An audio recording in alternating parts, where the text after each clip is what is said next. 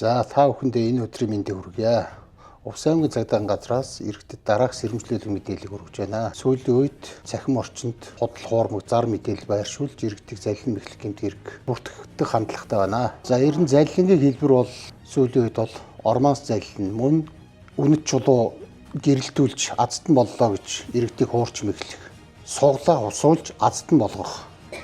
Жишээ сая 500 мянган төгрөгөөр нэг суглаа худалдаж аваад 100 сая төгрөгийн азтан болно гэх жишээтэй. 100 сая төгрөгийн азтан боллоо гэж бодоход 10% урьдчилгаа шилжүүлээд таны дансанд тухайн мөнгө орох болно гэж иргэдээс 10% урьдчилгаа авч иргэдийг залилах гэмтгэр гүйлдэж байна. Баруун аймагуудын өвлжилтийн нөхцөл байдал хүндэрч болзошгүй байдалтай холбогдуулна. Цахим орчинд хямд өвс тэжээл, бараа материал зарна гэх хуурамч зар мэдээлэл байршуулж иргэдийг эд гэрэнг болон сэтгэл санааны хохиролд учруулж байна.